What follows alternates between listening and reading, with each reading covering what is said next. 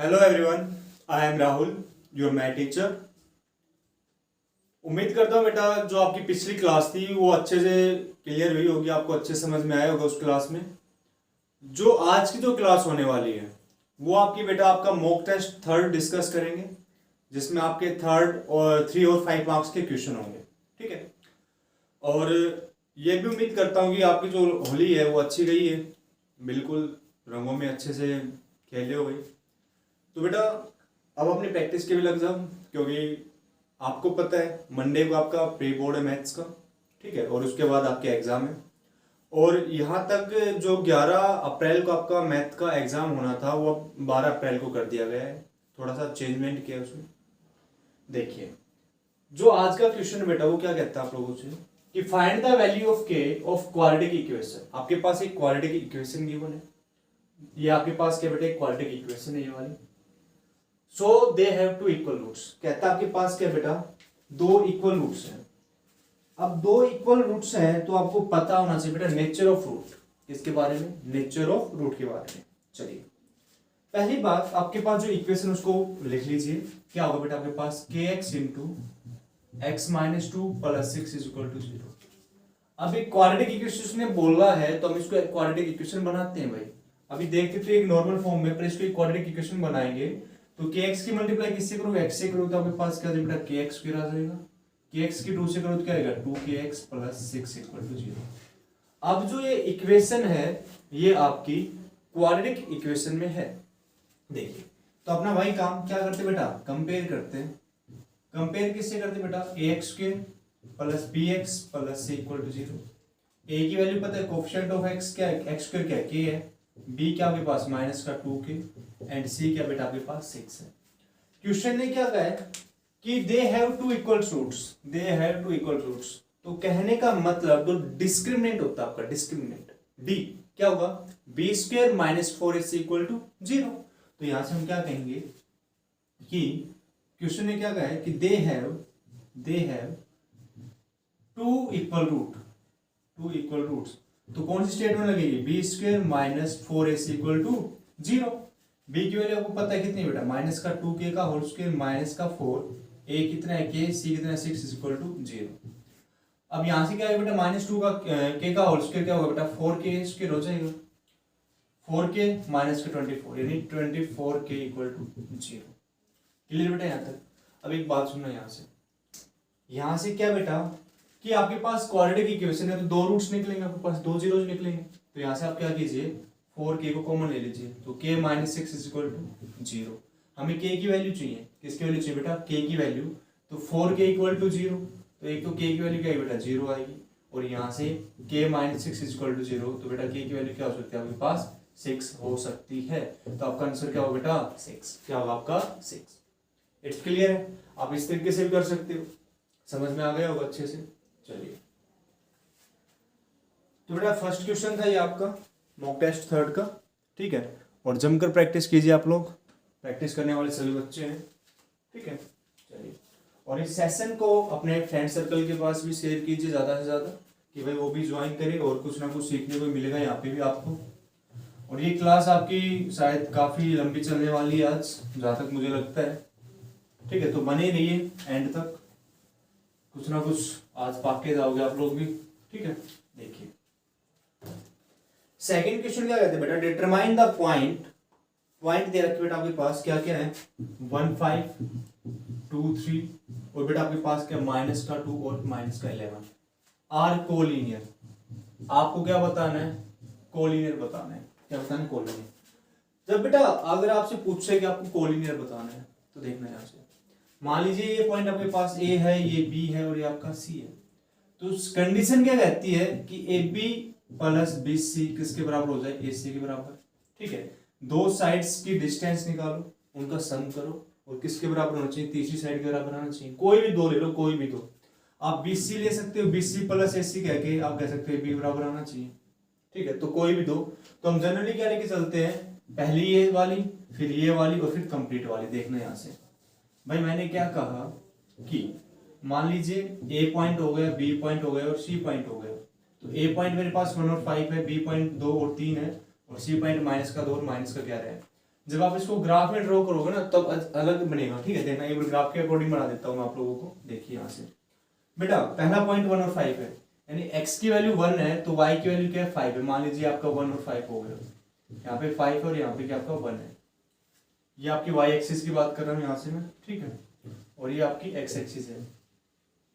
दूसरा कहता है b पॉइंट 2 और -3, यानी जो बेटा x की वैल्यू कितनी है 2 है तो y की वैल्यू कितनी है आपके पास 3 है। तो यहाँ पे लगा लीजिए आपका कितना होगा बेटा 2 और 3। और फिर आपसे कहता है -2 और -11, यानी x की वैल्यू -2 है और बेटा y की वैल्यू क्या है -11, y की वैल्यू क्या है -11। तो कुछ इस तरीके से यहाँ पे लगा लीजिए आपको क्या होगा -2 और -11, ये सी पॉइंट हो गया। कहते हैं यार कोलिनियर या नॉट, तो बेटा वही बात है, यहाँ से ए बी की डिस्टेंस प्लस बी सी की डिस्टेंस और इनका किसके बराबर होना चाहिए, वो ए सी के बराबर होना चाहिए। तो हम इसको एक बार सोल्व करते हैं और उससे आपको पता चल जाएगा। तो देखिए यहाँ से तो बेटा जी देखना यहाँ से, तो distance between A B, distance between A B, distance between A B, तो ए बी फॉर्मूला पता है x1 y1 x2 y2, तो क्या होगा 2 - 1 का होल स्क्वायर प्लस 3 - 5 का होल स्क्वायर। तो क्या होगा बेटा 2 × 2 यानी 1 का स्क्वायर प्लस -2 का स्क्वायर, तो 1 + 4 कितना हो बेटा √5 हो जाएगा, यहाँ से कोई दिक्कत नहीं है। फिर बात करते हैं हम BC की, distance of BC, distance between BC, distance between BC। फिर से ये x3 मान लो, आपका ये क्या होगा बेटा y3, x3 - x2 होगा, तो -2 का होल स्क्वायर प्लस -11 -3 का होल स्क्वायर, -3 का होल स्क्वायर। तो देखो यहाँ से भाई -2 और -2 कितना होगा -4, तो -4 का होल स्क्वायर बेटा -14 का होल स्क्वायर, ठीक है। तो 4 × 4 = 16 और 14 का 196 बनता है, तो 6 × 6 = 12, 9 × 1 = 10, 10 × 1 = 11, 212, 212 √212, ठीक है। अब उसके बाद हमें क्या करना है बेटा AC का निकाल लो, इसका निकाल लो AC का, किसका निकाल लो बेटा AC, हमें पता नहीं कोलिनियर होगा या नहीं होगा। तो देखो distance between AC, distance between AC, तो AC की बात करता हूँ तो आपके पास पॉइंट क्या होगा बेटा, ये वाला पॉइंट होगा और बेटा ये वाला पॉइंट होगा। तो क्या होगा -2 -1 का होल स्क्वायर -11 -5 का होल स्क्वायर, तो बेटा 3 बनेगा, 3 का 9, यहाँ से 16 का कितना होता है 256, ठीक है। और 9 × 6 = 15, यानी आपका कितना बना है यहाँ से 9 × 6 = 15, 265 √265। क्या मैं AB + BC को ऐड करता हूँ तो क्या मेरे इक्वल आएगा, कभी नहीं आएगा, कभी भी नहीं आएगा। और जो मैंने डायग्राम बनाया था उसमें भी आपको क्लियर दिख रहा था, उसमें भी आपको क्या दिख रहा है बेटा क्लियर। तो यहाँ से हम क्या लिखेंगे नॉट कोलिनियर, ये क्या नहीं बेटा आपका कोलिनियर नहीं है, ये तीनों पॉइंट क्या नहीं बेटा कोलिनियर। कोलिनियर का मतलब क्या है, वो एक ही लाइन पर क्या होने चाहिए लाई होने चाहिए, क्या होने चाहिए वो लाई होने चाहिए। It's clear.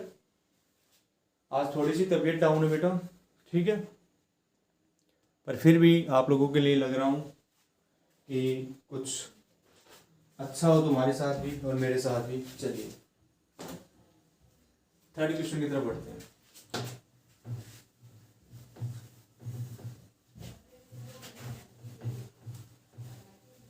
देखो थर्ड क्वेश्चन क्या रहता है आप लोगों से कि triangle ABC right angle at B, आपके पास एक ट्रायंगल ABC है और कहते हैं राइट एंगल किस पे बना हुआ है आपका B पे बना हुआ है, B पॉइंट पर, ठीक है। कहते हैं AB 24 centimetre, BC 7 centimetre, find the value of sine और कोस। ये बिल्कुल सिंपल सा क्वेश्चन बेटा। आपके पास एक ट्रायंगल ABC है, ठीक है, और राइट एंगल किस पे बनाया है उसने B पे, तो ये B पॉइंट हो गया, ये A हो गया और ये C हो गया। ये तीनों मॉक टेस्ट कर लेना भाई अच्छे से, ठीक है, प्री बोर्ड में अच्छे मार्क्स आ जाएंगे, ये गारंटी मेरी आपकी, ठीक है। और प्रैक्टिस तो लगातार करते रहो। देख बेटा तो कहता है कि AB जो है आपके पास वो कितना बेटा 24 सेंटीमीटर है और BC जो आपके पास कितना बेटा 7 सेंटीमीटर है। कहते हैं कि आपको क्या निकालना है, आपको साइन A चाहिए और आपको क्या चाहिए बेटा कोस A चाहिए, ये एंगल चाहिए मेरे को। तो पहली बात हमें पता है PBP HHP, तो बेटा साइन के लिए मुझे क्या चाहिए परपेंडिकुलर और हाइपोटेन्यूज।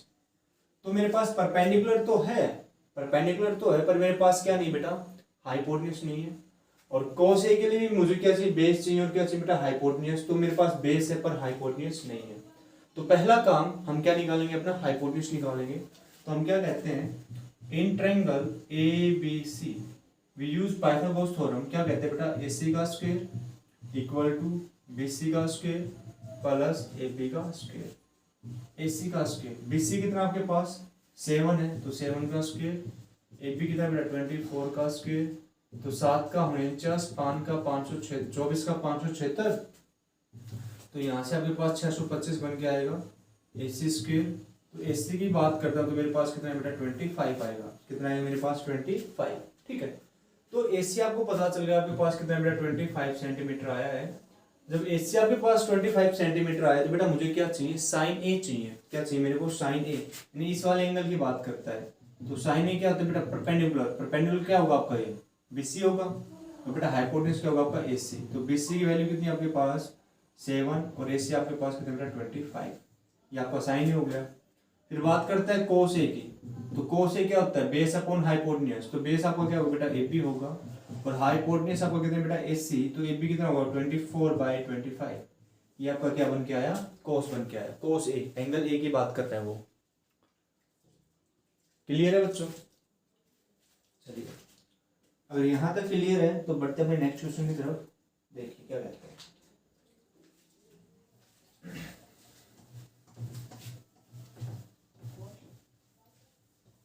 क्वेश्चन नंबर 4 क्या कहते हैं बेटा, the length breadth and height of the metallic cuboid tank 3 metre 2 metre and 1.5 metre respectively.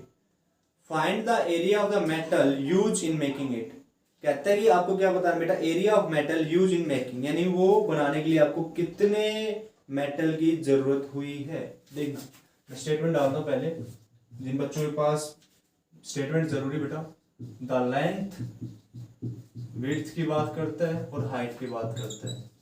The length width height of A metallic cuboid, of A metallic cuboid. आपके पास एक metallic cuboid है, ठीक है, tank है वो cuboid tank is 3 meter, 2 meter and 1.5 meter respectively। ठीक है, अच्छी बात है। Find the area, find the area of metal use, metal use in making, in making it। देखना पड़ेगा। कहता आपके पास एक क्यूबॉइड क्या बेटा टैंक है। तो चलो उस टैंक को भी लेकर आते भाई, अभी लेके आए मैं उस टैंक को आपके लिए। देखना कहते बेटा जी, ये जो आपके पास है, मेरे पास क्यूबॉइड शेप का है, ये आपका क्या एक टैंक है, ठीक है। क्वेश्चन ने क्या कहा है कि आपके पास लेंथ 3 मीटर है, ब्रेथ 2 मीटर है और हाइट जो उसकी 1.5 मीटर है। कहते find the area of the metal use in making. कहते इस टैंक को बनाने के लिए आपको कितने मेटल की जरूरत पड़ी है। तो बेटा सीधी सी बात है, टोटल सरफेस एरिया निकलेगा। क्या निकलेगा आपका, टोटल सरफेस एरिया। तो निकालना तो आप क्या लिखोगे कि फिगर भी बना सकते हो, डायरेक्ट भी कर सकते हो। तो मैं डायरेक्ट करवा देता हूँ आप लोगों को, क्योंकि लेंथ आपको पता है कितनी बेटा 3 मीटर है। ब्रेथ या विड्थ की बात करते तो आपके पास 2 मीटर है और हाइट की बात करते तो आपके पास कितनी बेटा 1.5 मीटर है, ठीक है। तो यहाँ से मैं लिखता हूँ बेटा total surface area of cuboid tank, cuboidal tank, ठीक है। तो आपको पता है क्या होता है बेटा 2 into LB plus BH plus LH। तो 2 इंटू एल कितना आपका 3, बी कितना है 2 प्लस बी कितना है 2, एच कितना 1.5, एल कितना है 3 और एच कितना है आपका 1.5। तो कर दो 16 2 3 दूनी 6, 15 दूनी 30, तो 3 आएगा और 15 3 45 यानी 4.5 आएगा। तो यहाँ से ऐड करना 6 3 9, ठीक है। 9 में कितना ऐड करना है 4.5, तो 5 और 9 4 13, 13.5। तो 2 की मल्टीप्लाई किससे करनी बेटा 13.5 से करनी है। तो 5 दूनी 10 और 13 दूनी 26 27 यानी 27 और किसमें है मीटर में। तो स्क्वायर मीटर आपका क्या होगा बेटा, एरिया होगा। क्या होगा बेटा आपका एरिया होगा, आपका क्या होगा बेटा ये एरिया होगा। तो जीरो जब डेसिमल के बाद जीरो होता है तो उसकी कोई वैल्यू नहीं होती, तो हम क्या लिखेंगे 27 स्क्वायर मीटर, 27 स्क्वायर मीटर। उम्मीद करूंगा बेटा बिल्कुल सिंपल सा क्वेश्चन था भाई, 2 मार्क्स में बिल्कुल सिंपल क्वेश्चन है और हो जाना चाहिए आपका ये। चलिए अब बढ़ते हैं 5th क्वेश्चन की तरफ। इस क्वेश्चन में तो कुछ था ही नहीं भाई, कुछ भी नहीं था इसमें। मैं जब कोई टैंक बना तो सीधी सी बात है टोटल सरफेस एरिया निकलेगा उसको। देखना फिफ्थ क्वेश्चन क्या कहता है बच्चों, कहता है कि one card is draw from a well shuffled deck 52 cards, find the probability of getting a spade.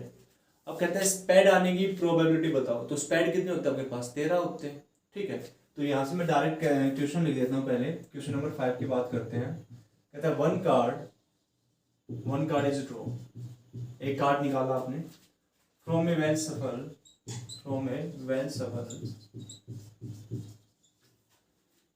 deck of 52 cards, deck of 52 cards। ठीक, अच्छी बात है। find the probability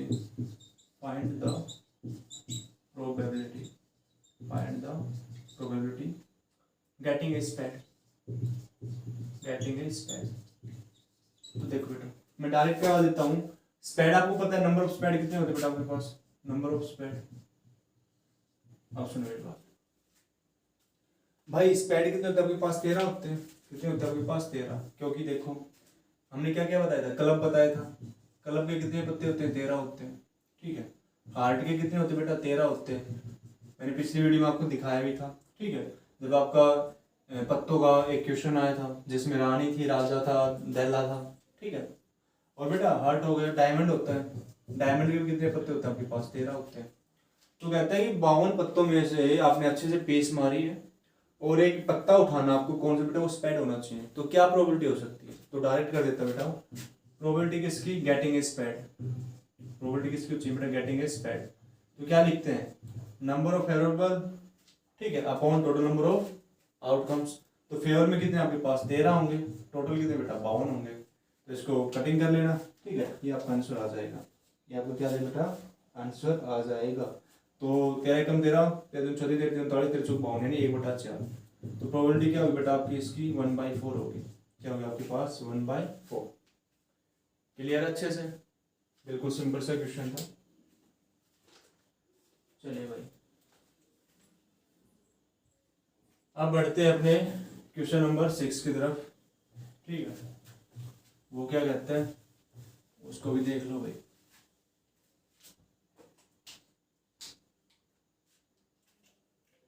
क्वेश्चन डाल देता हूं पहले। कहता है Meena went to a bank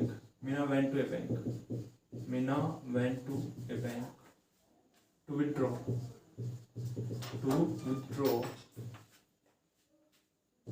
2000 rupees.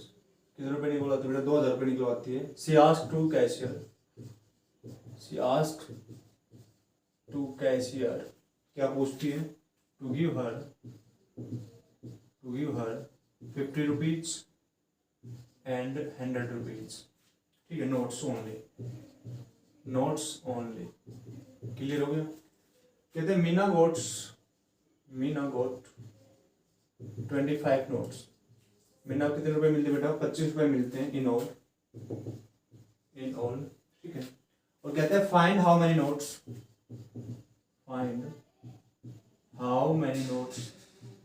Notes of 50 rupees and 100 rupees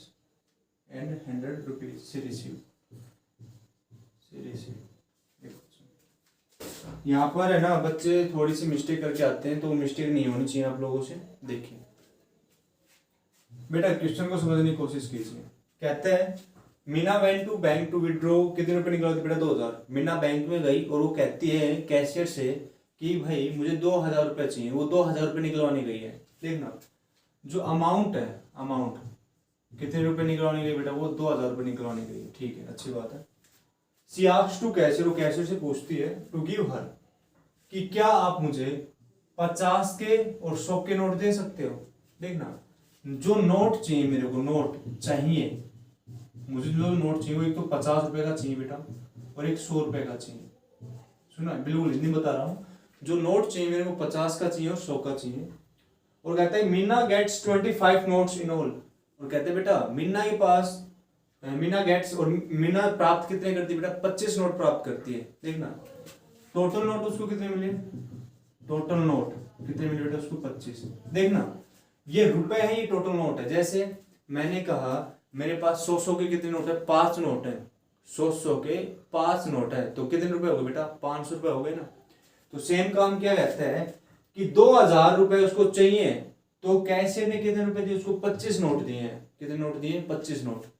तो कहने का मतलब अभी मैंने बताया कि मेरे पास 100 के 5 नोट है। 100 नोट कितने मेरे पास? 5 हैं। और कितने रुपए के बेटा? 100 रुपए के। तो मेरे पास कितने बने? 500 रुपए बनेंगे ना। तो सेम काम, 25 नोट है मेरे पास और टोटल अमाउंट कितनी मेरे पास? 2,000 है। बस इतना ही पता है। फिर कहता है कि find how many notes of ₹50 यानी 50 रुपए की और बेटा 100 रुपए के कितने नोट होंगे। तो इस जैसे क्वेश्चंस के लिए आपको क्या करना है? लेट करना है कि भाई मान लीजिए मेरे को 50 के नोट एक्स मिले हैं और मुझे जो 100 रुपए के नोट है बेटा वो वाई मिले हैं। ठीक है, अब दोनों को कंबाइन करूंगा तो मेरे पास कितने नोट है? 25 नोट आएंगे या नहीं आएंगे? तभी तो 25 आएंगे ना।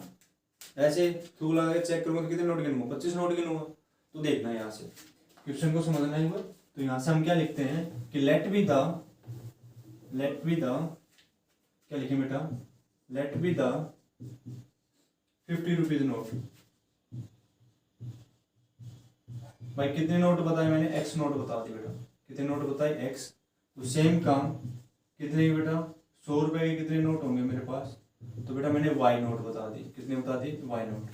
अब मीना को कितने रुपए मिले हैं? कितने नोट मिले हैं? काउंटिंग में कितने मिले बेटा? काउंटिंग में उसको 25 नोट मिले हैं। कितने मिले? 25। तो 50 रुपए कितने मिले? एक्स मिले। 100 रुपए कितने मिले? वाई मिले। तभी तो उसके पास टोटल कितने बेटा? 25 नोट होंगे नहीं होंगे? पहली बात तो ये तो आई आपके पास नोटों की संख्या। सेकंड स्टेटमेंट क्या कहती है? फिर कहता है आपसे कि बेटा उसके पास टोटल रुपए कितने थे? 2,000 थे। अब एक बात बताओ भाई, मैंने कहा कि 100 रुपए के जो नोट थे वो मेरे को कितने मिले? 5 मिले हैं। तो कितने रुपए होंगे बेटा मेरे पास? आप कहते हो सर 500 हो गए। कितने हो गए? 500। तो सेम काम, 50 रुपए का नोट मेरे पास कितने हैं? एक्स हैं। कितने हैं? एक्स। तो अमाउंट क्या होगा? तो 50 मल्टीप्लाई एक्स। भाई 50 नोट है मेरे पास और नोटों की संख्या कितनी है मेरे पास? एक्स। तो कितना हो जाएगा अमाउंट? 50x हो जाएगा नहीं हो जाएगा? तो जो सेकंड स्टेटमेंट बनी वो क्या बनी बेटा आपके पास? 50x और 100 के कितने हो जाएंगे बेटा? 100y इक्वल टू किसके बराबर हो जाएगा आपका? 2,000 के बराबर। किसके बराबर हो जाएगा? 2,000 के बराबर। अब यहाँ से सोल्व कर लो, 50 को कॉमन ले लो यहाँ से। तो x plus 2y equal to 2,000 और बेटा x प्लस 2y किसके बराबर आएगा? 2,000 बटे 50। तो 5 चौका 20 यानी 40। x प्लस 2y आपके पास कितना है बेटा? 40 आया। यानी आपके पास क्या बन के आई है? सेकंड इक्वेशन बन के आई। यहाँ से क्या बन के आई बेटा? यहाँ से आपकी सेकंड इक्वेशन बन के आई है। ठीक है, अब सेकंड इक्वेशन बन के आई तो आप क्या करो? इक्वेशन फर्स्ट में से किसको सब्ट्रैक्ट कर दो? इक्वेशन सेकंड को सब्ट्रैक्ट कर दो। इक्वेशन फर्स्ट में से क्या करो आप? इक्वेशन सेकंड को सब्ट्रैक्ट कर दो। तो इक्वेशन फर्स्ट में से आपने क्या किया? इक्वेशन सेकंड को सब्ट्रैक्ट कर दिया तो आपके पास क्या होगा? x plus y minus x plus 2y equal to 25 minus 40। 25 minus 40। तो देखो x प्लस वाई माइनस का x माइनस का 2y, 10 में से 5 गए 5, यानी यहाँ से कितना आ जाएगा आपका? 15 आ जाएगा। ठीक है, तो बेटा जी यहाँ से देखो x से x क्या हो गया आपका? कैंसिल हो गया और ये माइनस का 15 आएगा। तो y माइनस 2y क्या होगा आपका? माइनस वाई यानी माइनस का 15। तो y की वैल्यू कितनी हो बेटा? 15। अब y की वैल्यू 15 हुई है तो कहने का मतलब बेटा 100 रुपए के कितने नोट मिलेंगे उसको? 15 नोट मिलेंगे। 100 रुपए के कितने नोट मिलेंगे उसको? 15। अगर मैं अमाउंट की बात करूं तो उसके जेब में कितने रुपए हो गए अब तक? 1500 रुपए हो जाएंगे। कितने रुपए हो जाएंगे बेटा? 1500। अब बात किसकी करते हैं हम? 50 रुपए वाले नोट की भी तो बात करेंगे। तो यहाँ से क्या करेंगे? Put the value of equation first. पहली इक्वेशन में पुट कर दो। तो आपके पास क्या है equation first? x plus y कितना है बेटा? 15 इक्वल टू 25। तो x की वैल्यू की बात करता हूँ तो 25 माइनस 15, तो x की वैल्यू कितनी हो जाएगी बेटा? 10। यानी अब यहाँ से क्या पता चला कि जो आपके 50 रुपए के जो नोट है वो कितने मिलेंगे उसको? 10 मिलेंगे। कितने मिलेंगे? 10। अगर मैं अमाउंट की बात करता हूँ तो 50 मल्टीप्लाई 10 कितना हो गया भाई? 500 रुपए हो जाएंगे नहीं हो जाएंगे? और ये आपके पास कितना बच गया बेटा? 2000 बन गए। तो इससे हम उत्तर की जांच भी कर सकते हैं, हम वेरीफाई भी कर सकते हैं। समझ में आ गया होगा? ठीक है, अगर आपके पास अच्छे नोट है तो उसको चेक करना, फिर आप अपने तरीके से अलग से क्वेश्चन करना। ठीक है बेटा, ये आपका क्वेश्चन था।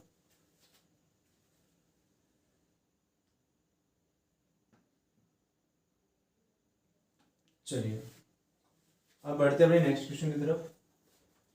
नेक्स्ट क्वेश्चन क्या कहता है बेटा, वो भी अच्छा सा क्वेश्चन है, ठीक है।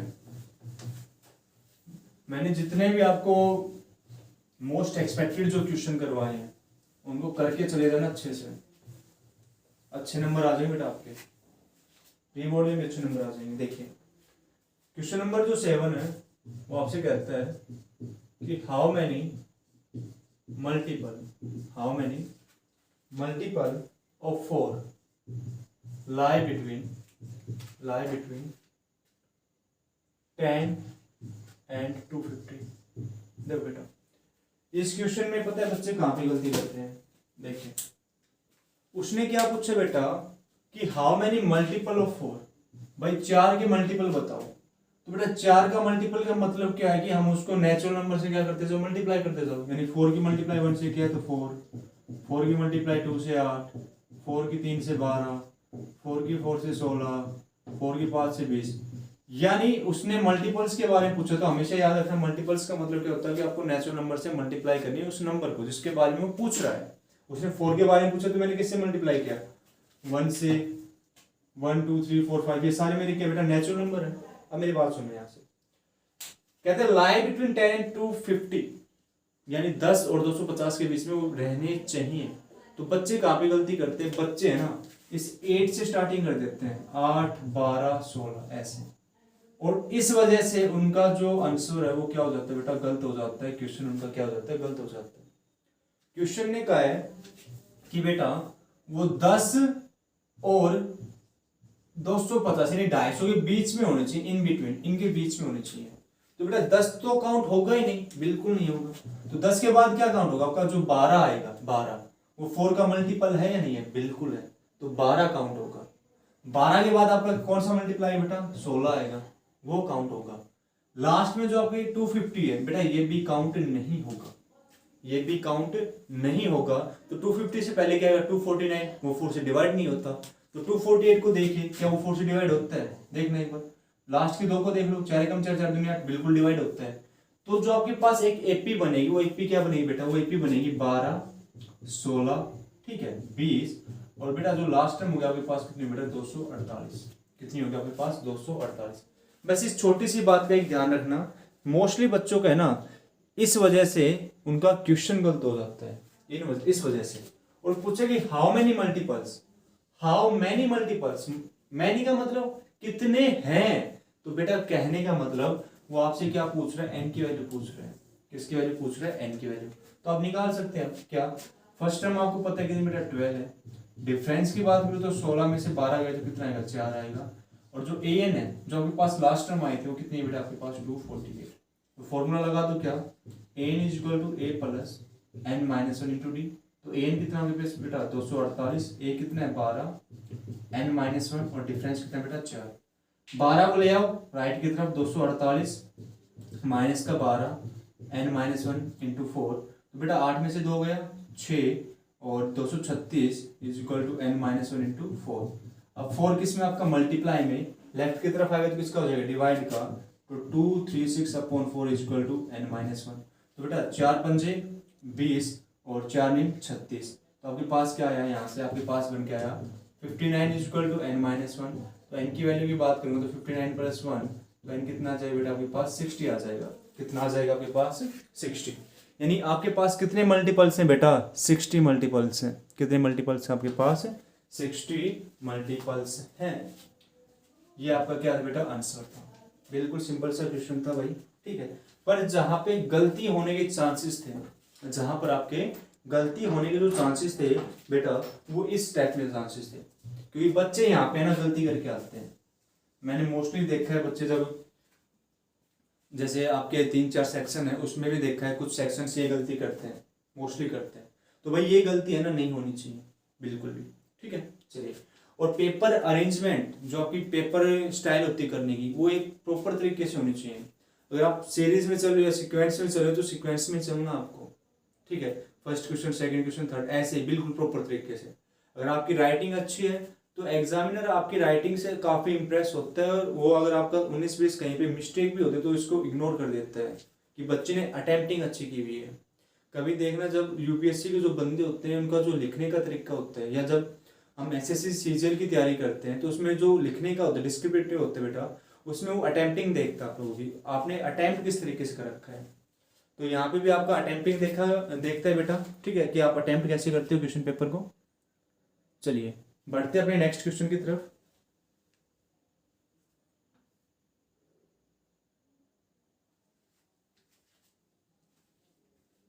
Question number 8।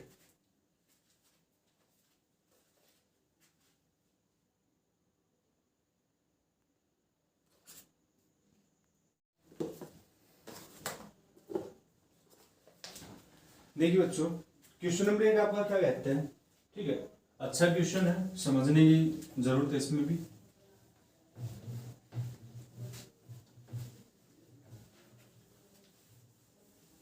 देखिए बच्चों,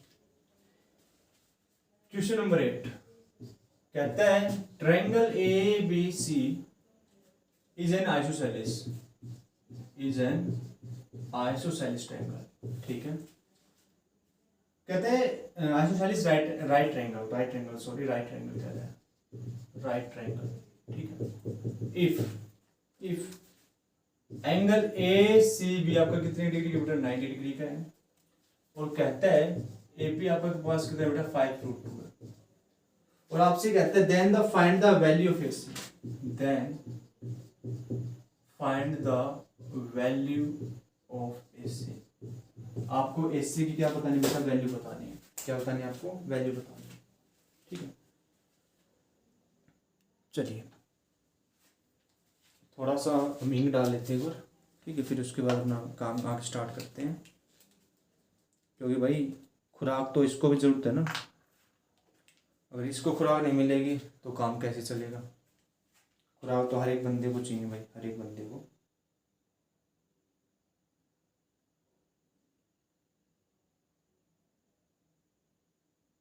बस इतनी काफ़ी है, वरना ज़्यादा खुराक हो जाएगी तो ये हैवी हो जाएगा, हैवी ड्राइवर हो जाएगा। देखिए इसको तो खुराक दे दी है, एक दूसरे वाले को और दे देते हैं खुराक।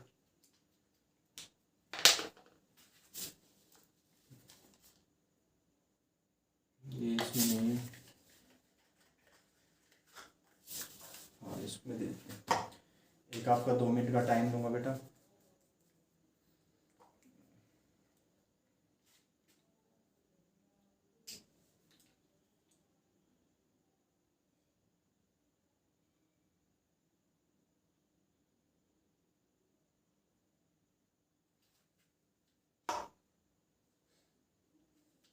देखिए डन है, बिल्कुल काम डन है बेटा। इसमें इस क्वेश्चन में एक छोटी सी बात याद रखना, बिल्कुल छोटी सी। देखिए क्या कि क्वेश्चन ने कहा कि आपके पास एक आइसोसेलेस ट्रायंगल है, और उसने कह दिया कि बेटा जो एंगल 90 डिग्री का वो किस पे बना होगा, एंगल ए सी बी पे। देखना यहाँ से, ये आपके पास एक राइट एंगल ट्रायंगल ले ली मैंने, ये आपका क्या होगा बेटा, सी होगा, 90 डिग्री का हो गया, ये आपका ए पॉइंट, और बेटा ये आपका बी पॉइंट है, ठीक है। अब उसने कहा है कि जो एपी है वो आपके पास कितना बेटा, 5√2 है, कितना आपके पास, 5√2। कहते हैं find the value of AC, आपको एसी की वैल्यू चाहिए, और आइसोसेलेस ट्रायंगल है।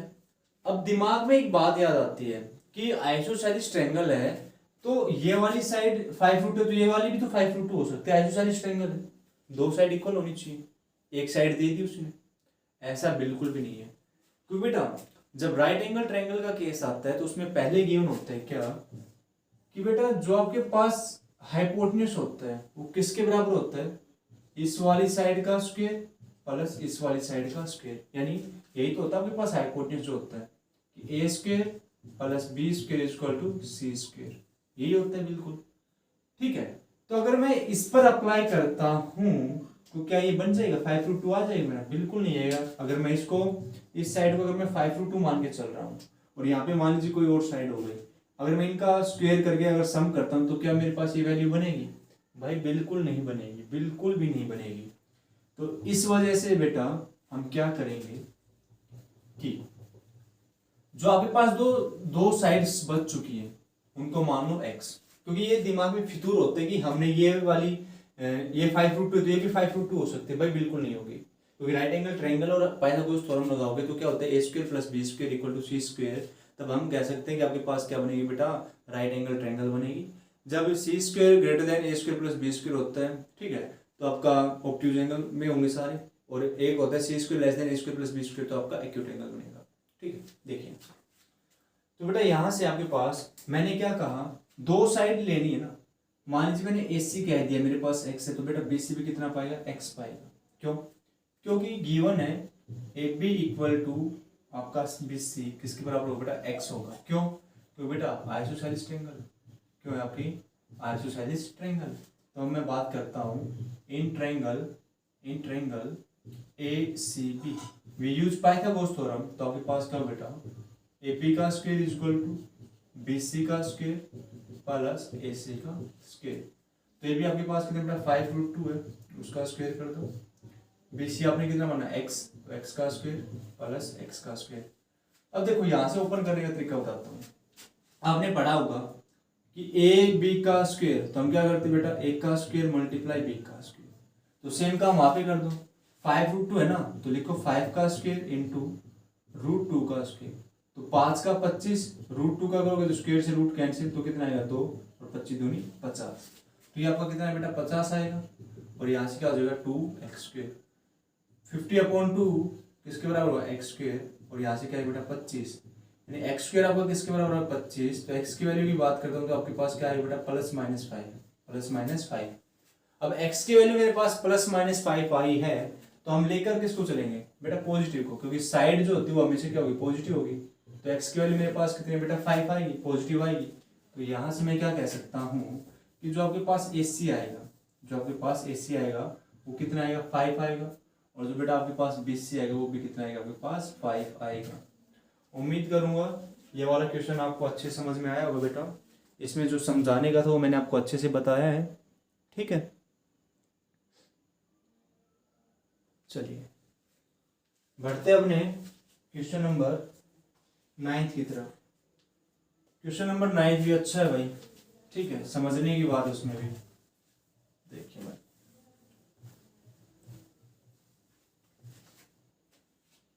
क्वेश्चन नंबर 9 कहता है ए वेल ऑफ डायमीटर कितना है बेटा 150 सेंटीमीटर, 150 सेंटीमीटर है, हैज ए वाइड पारपेट। जो बेटा सराउंडिंग में आवाज आ रही है उसको इग्नोर कर देना। रनिंग अराउंड इट कहते हैं if the length of the outer as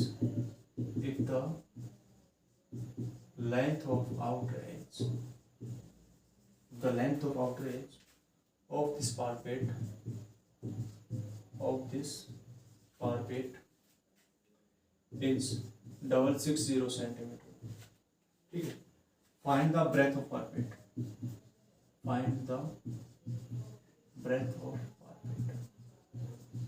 अब देखो बेटा यहाँ से पारपेट का मतलब क्या होता है बेटा, रैलिंग होती है। इसका मतलब क्या होता है, रैलिंग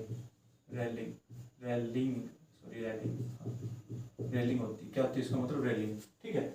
जो आपको देखा होगा स्टेयर्स के साथ जो होती है वो क्या होती है, रैलिंग होती है। देखिए कहते हैं एक कुआं है, ठीक है, ये मैंने क्या माना, आपका एक कुआं है, ठीक है। जो आप लोगों ने देखा होगा एक मौत का कुआं होता है, ठीक है। आप उस कुएं के चारों तरफ खड़े हो जाते हैं और उसको देखते हैं, तो कुछ ना कुछ चौड़ाई होती है, वो जो रेलिंग्स लगाई होती हैं उनके बारे में डिस्कस करते हैं। कहते हैं उसका डायमीटर फॉल आपके पास क्या बेटा, डायमीटर ऑफ वेल कितना आपके पास बेटा 150 centimetre.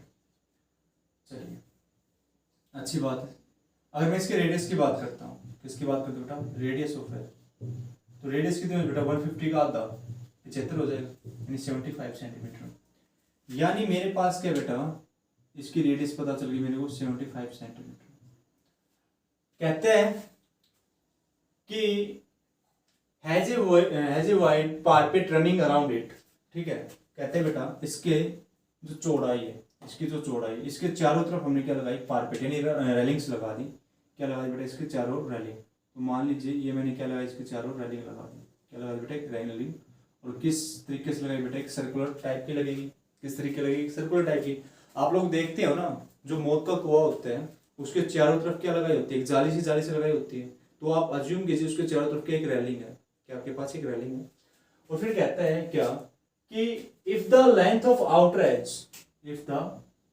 Outer as of this parapet is 660, कहते बेटा आउटर एज ऑफ पार्पेट की बात करता है, यानी कहने का मतलब उसके आउटर एज यानी इसकी बात करता है, कंप्लीट भारी तरफ की, भारी लेंथ ऑफ आउटर एज यानी इसकी लेंथ की बात करता है। तो बेटा इसकी लेंथ की बात करते हैं तो वो किसकी बात करेगा, पेरीमीटर की बात करेगा नहीं करेगा, ये बता दो मेरे को।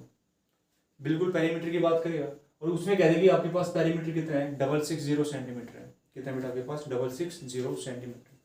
तो यहाँ से मुझे क्या पता चलेगा कि मैं इसकी रेडियस निकाल सकता हूँ। क्या निकाल सकता हूँ मैं इसकी रेडियस, ठीक है। और यहाँ पर बच्चे कहाँ पे गलती करेंगे और बता देता हूँ कि बच्चे है ना इसमें एरिया निकालने की सोचेंगे। क्या करेंगे, इसकी एरिया उस करेंगे क्या कि इस बड़े वाले सर्कल में से छोटे वाला सर्कल माइनस करेंगे और कह देंगे इसकी मेरे पास क्या आ गई, विड्थ आ गई, इसकी विड्थ आ गई। क्वेश्चन ने पूछा भी ये है कि find the breadth of parapet, पर जो रेडियस है वो कैसे आएगी बेटा, वो रेडियस जो है वो आपके पास क्या है, आपका पार्पेट है, पार्पेट का पेरीमीटर दे रखा आपके पास, ठीक है। तो उससे आएगी। तो यहाँ से क्या लिखोगे कि आपके पास इस वाले की रेडियस तो पता चल गया 75 सेंटीमीटर है। तो यहाँ से क्या लिखता हूँ मैं कि length of outer as of parapet तो कितना आपके पास 660 सेंटीमीटर है। और आपको पता है सर्कुलर है तो क्या होगा, 2 पाई आर हो जाएगा, नहीं हो जाएगा यहाँ से। तो 2 पाई आर आपका किसके बराबर होगा बेटा, 660 के बराबर होगा। तो 2 इंटू 22/7 रेडियस निकालो भाई कितना है, ठीक है। तो रेडियस की बात करते हैं तो 660/2 मल्टीप्लाई 22 मल्टीप्लाई 7, ठीक है। तो बेटा यहाँ से आपके पास क्या होगा देखना, 3 हो जाएगा, ठीक है। और यहाँ से आपके पास 2 से करेंगे तो 30 पे, ठीक है। और 2 5 10, तो 3 45 24 60 5 75 90 7 5 यानी 105 सेंटीमीटर। जो बेटा आपके पास रेडियस आएगी वो कितनी आएगी आपके पास, 105 सेंटीमीटर। यानी देखना यहाँ से मैं नाम दे रहा हूँ, ये O है, ये A है और ये पॉइंट B है। तो जो बेटा OB जो है वो आपकी रेडियस का ही काम करेगी इसके अकॉर्डिंग पार्पेट के। तो OB आपके पास कितना है बेटा, 105 सेंटीमीटर है। और OA आपके पास कितना बेटा, 75 सेंटीमीटर है। उसने क्या कहा है कि find the breadth of parapet, आपको ब्रेथ बतानी है यानी आपको चौड़ाई बतानी है।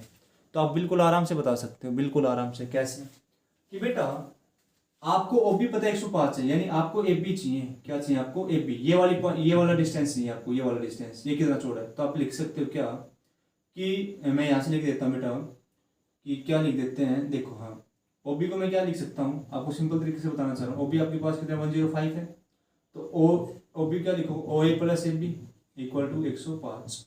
OA कितना आपके पास 75 है प्लस AB इक्वल टू 105। तो बेटा AB क्या हो जाएगा आपके पास, 105 में से 75 को माइनस कर दो तो 0 यानी 30। जो बेटा आपके पास क्या आएगी, ब्रेथ ऑफ पार्पेट 30 सेंटीमीटर क्या होगा बेटा आपके पास, ब्रेथ ऑफ पार्पेट आपके पास कितना है बेटा 30 सेंटीमीटर।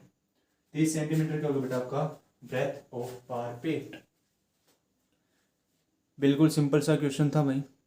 जहाँ पे आपको डाउट लगेगी वो स्टेटमेंट आपको अच्छे से क्लियर करवा दी है, ठीक है।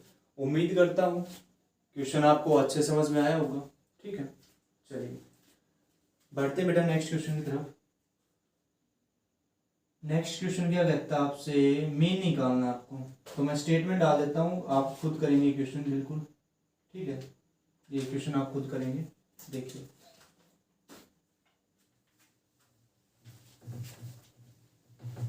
क्योंकि मीन मोड मीडियन मैंने आपको अच्छे से करवा दिया बेटा।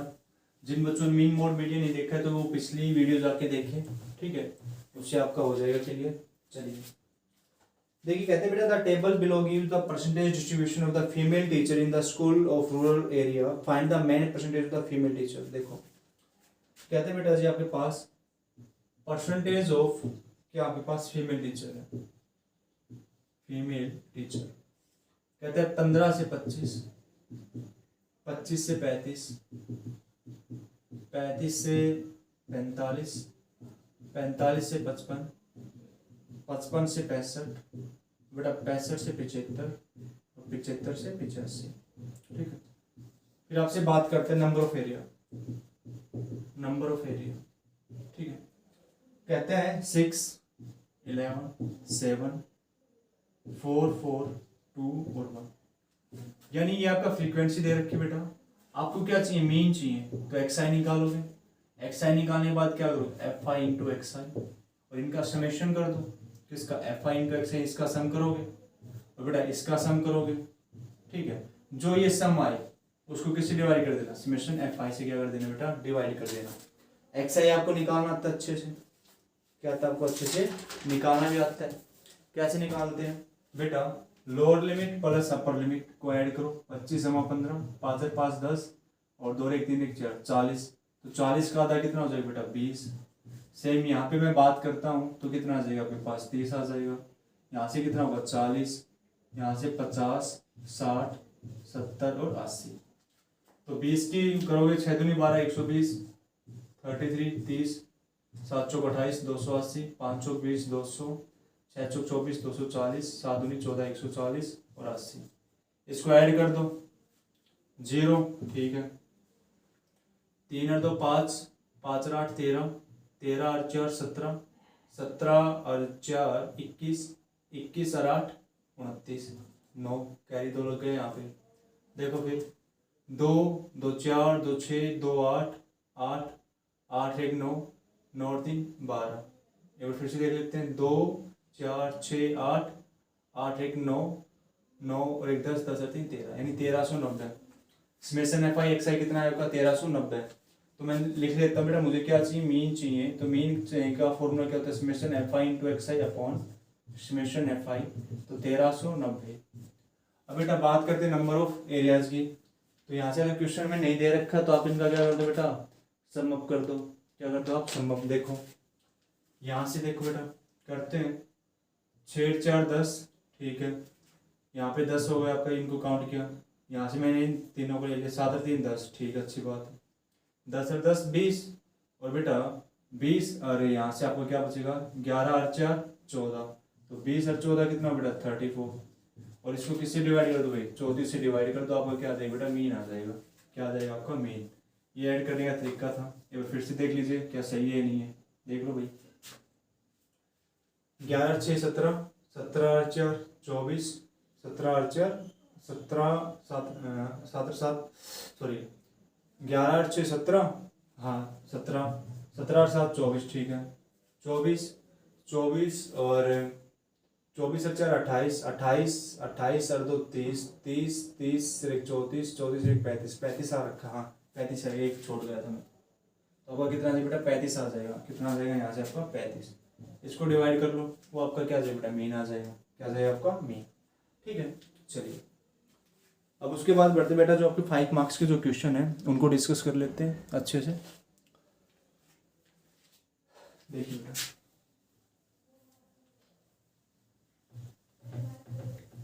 क्वेश्चन बड़े जबरदस्त है भाई इसके, बहुत जबरदस्त है।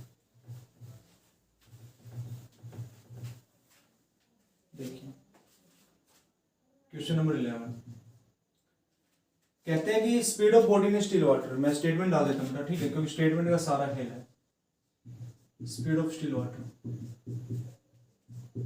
Speed of still water, speed of A boat, sorry speed of A boat, speed of A boat in still water, in still water is 15 kilometer per hour, 15 kilometer per hour. It take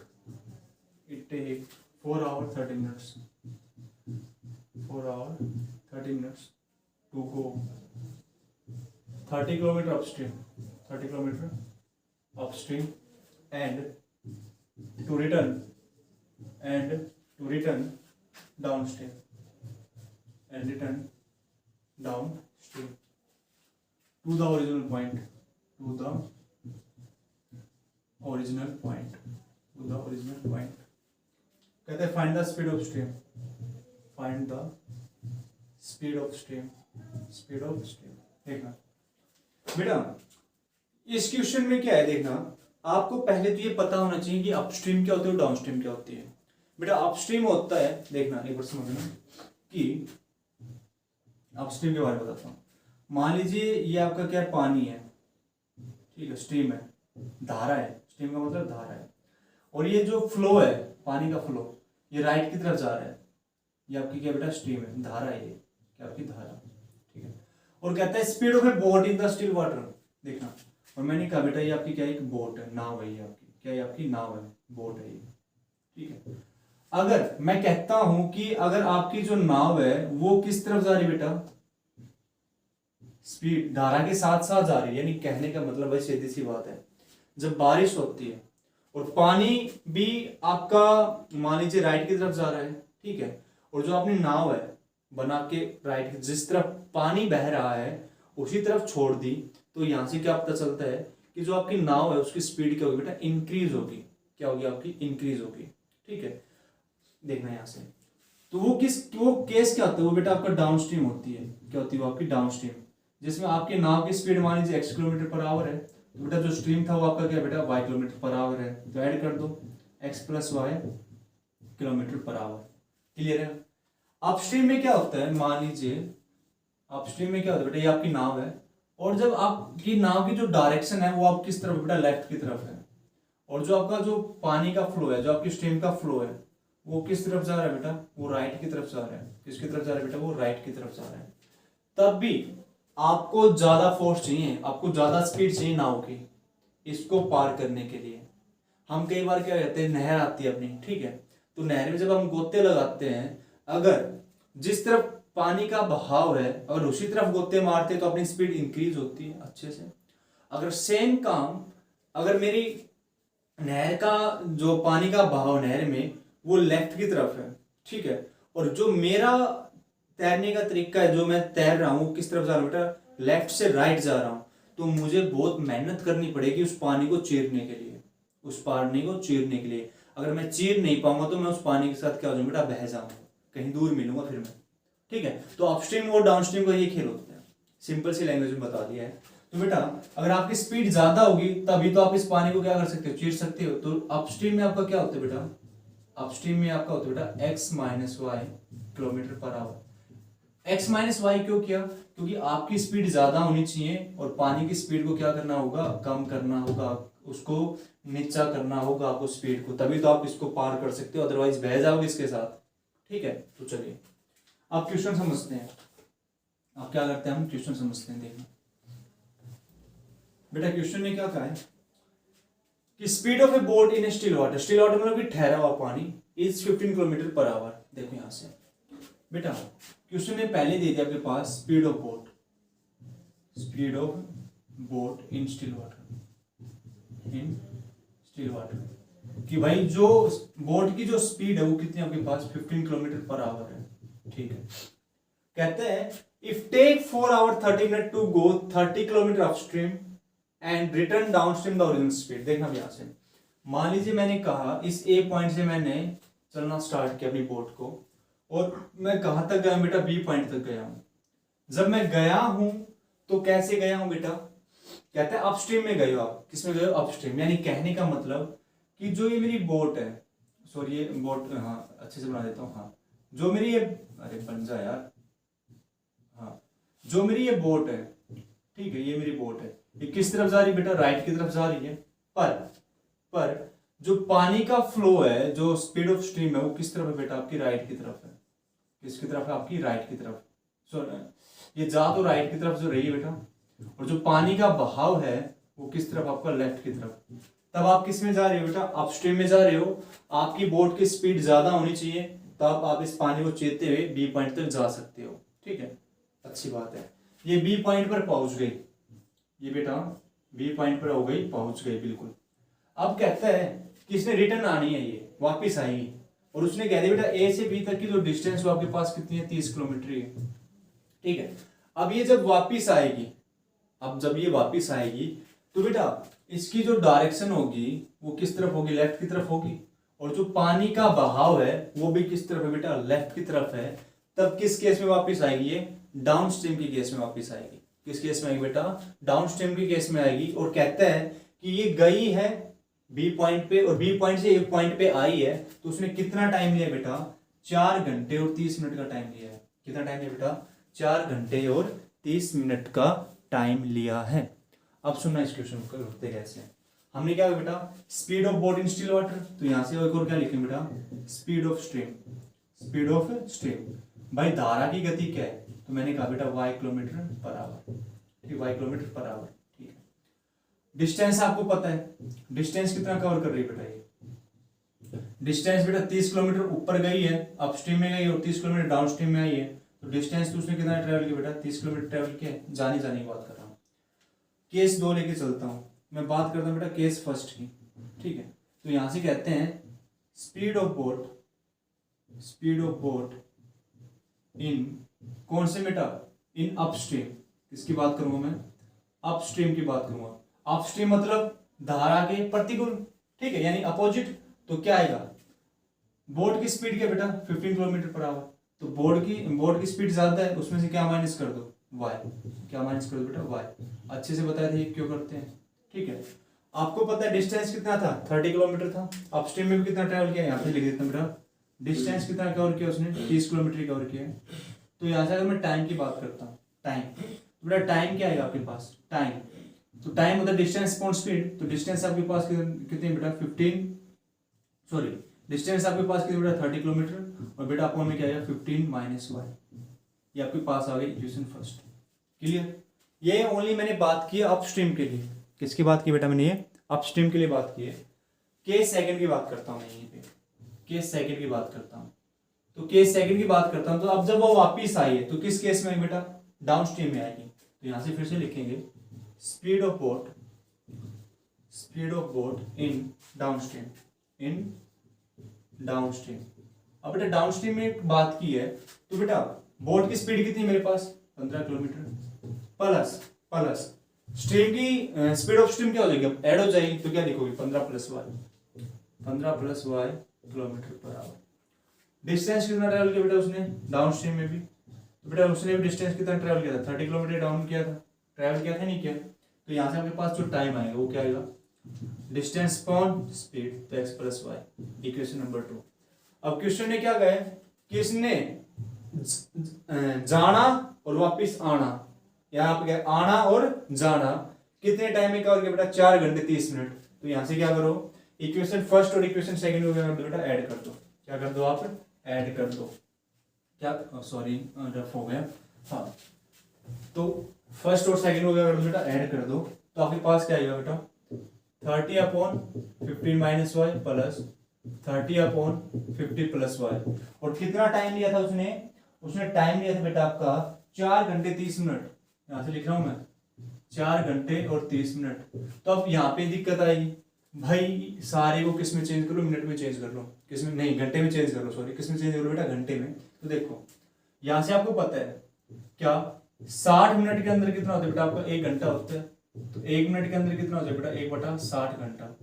अब 30 minute है, तो 30 minute को कैसे लिखो बेटा, 30 गुना 1/60, तो 3 दूनी 6, यानी 1/2 घंटा। तो यहां से क्या लिखोगे 4 जमा 1/2, तो 4 दूनी 8, 8 1 9, तो बेटा 9/2 घंटा हो गया आपके पास। कंप्लीट कितना हो गया 9/2 आवर, 9/2 आवर। तो मैं क्या करता हूँ 4/30 की जगह क्या लिख देता हूँ 9/2, क्या लिख देता हूँ बेटा मैं 9/2, क्योंकि टाइम है सारा घंटे में चल रहा है। ठीक है, अब सुना यहां से 30 को क्या कर लो कॉमन ले लो, 30 को क्या ले लो कॉमन, तो ऊपर क्या बचेगा 1 plus 15 minus y, 1 plus 15 plus y equal to 9/2। Clear है? चलिए अगर इतना क्लियर है तो आगे देखो, मैं इसको रफ कर देता हूँ। ठीक है, बिल्कुल यहां तक समझ में आ गया वो अच्छे से। देखना बेटा यहां से देखो 30 एलसीएम कितना है बेटा 15 माइनस का वाई, और यहाँ से क्या होगा 15 प्लस का वाई। 15 माइनस वाई से 15 माइनस वाई कैंसिल, तो क्या बचेगा आपके पास 15 प्लस वाई, और यहाँ पर सिंबल किसका प्लस का है, 15 प्लस वाई से 15 प्लस वाई, 15 माइनस का वाई बचेगा, और बेटा 9/2। वाई से वाई कैंसिल, 15 15 30, तो 30 गुना 30 हो गया, और बेटा ए माइनस बी, ए प्लस बी क्या होता है ए स्क्वायर माइनस बी स्क्वायर, तो क्या लिखोगे 15 का स्क्वायर माइनस बी कितना है वाई का स्क्वायर, और बेटा 9/2। क्लियर है यहाँ तक? अब सुनो मल्टीप्लाई कर दो, देखो यहाँ से 30 और 30 के मल्टीप्लाई करोगे तो 900 आएगा, 900, और बेटा यहाँ पे क्या जाएगा मल्टीप्लाई करोगे 2, और 9 मल्टीप्लाई क्या आएगा आपके पास 15 का स्क्वायर माइनस वाई का स्क्वायर, कंप्लीट के साथ मल्टीप्लाई होगा। ये 9 किस में मल्टीप्लाई इस तरफ आएगा तो किसका हो जाएगा बेटा डिवाइड का, तो किस में आ जाएगा 9 में आ जाएगा, कितना बचा 100, और 100 की 2 से मल्टीप्लाई करो कितना आएगा 200, 15 का 225 माइनस का वाई स्क्वायर, 225 को ले आओ लेफ्ट की तरफ तो 200 माइनस का 225 इज इक्वल टू माइनस का वाई स्क्वायर, तो माइनस का 25 इज इक्वल टू माइनस का वाई स्क्वायर, वाई माइनस से माइनस कैंसिल, तो आपके पास क्या है बेटा, आपके पास आया y square is equal to 25, then y की वैल्यू की बात करें तो क्या आएगा आपके पास प्लस माइनस 5 आएगा। अब बेटा वाई क्या था, वाई क्या माना था मैंने, स्पीड ऑफ स्ट्रीम, क्या माना था मैंने, स्पीड ऑफ स्ट्रीम, तो बेटा स्पीड नेगेटिव तो हो गई नहीं, क्या होगी पॉजिटिव, तो क्या आएगा आपके पास 5 किलोमीटर पर आवर। तो बेटा आपको यही चाहिए था कि स्पीड ऑफ स्ट्रीम बताइए, क्या बताइए आप, स्पीड ऑफ स्ट्रीम, और आपके पास कितना है बेटा 5 किलोमीटर पर आवर। बिल्कुल सिंपल सा क्वेश्चन था, हो जाएगा बिल्कुल सिंपल सा। अगर आपको एक्स और वाई ध्यान में रहता है तो आप एक्स और वाई से भी कर सकते हो। कैसे, आप मान लीजिए स्पीड ऑफ बोट, आपके पास क्या माना आपने, स्पीड ऑफ बोट आपने माना x किलोमीटर पर आवर, तो सेम आपके पास x माइनस वाई आएगा, x प्लस वाई आएगा, पर उस x की जगह लास्ट में जाके क्या पुट कर देना, आपका 15 पुट कर देना, 15 पुट कर देना। क्लियर है, उम्मीद करूंगा बेटा पूरी कोशिश की है ये क्वेश्चन आपको समझाने के लिए और आपको समझ में भी आया होगा। चलिए अगर क्वेश्चन क्लियर है तो बेटा इसका और पार्ट है उसको डिस्कस करते हैं। ये आज की जो क्लास है वो लंबी होने वाली है भाई आपकी, ठीक है, इसमें जितने भी आपके 3-4 क्वेश्चन और बच्चे भी इसको भी डिस्कस करते हैं, ठीक है, 1 मार्क्स के आप नेक्स्ट वीडियो में करेंगे आपकी में।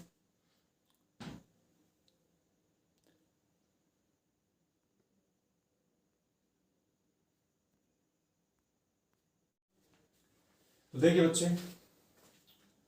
बढ़ते हुए नेक्स्ट क्वेश्चन की तरफ।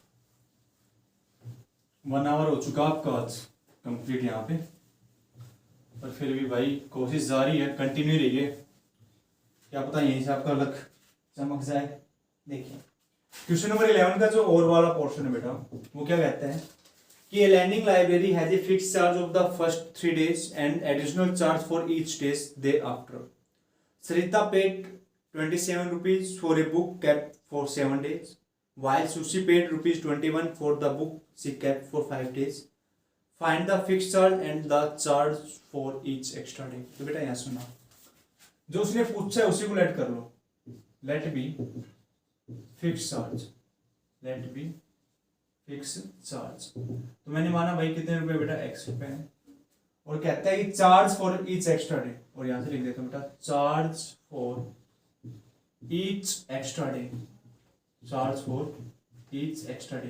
भाई एक्स्ट्रा डे के उसको कितने रुपए देने हैं, y रुपए देने हैं। देखना क्वेश्चन ने कहा है कि library charge for the first 3 day, भाई कहता है मान लीजिए यहां से मैं लिखता हूं बेटा first day, second day, third day, fourth, fifth, sixth और सेवंथ, ठीक है।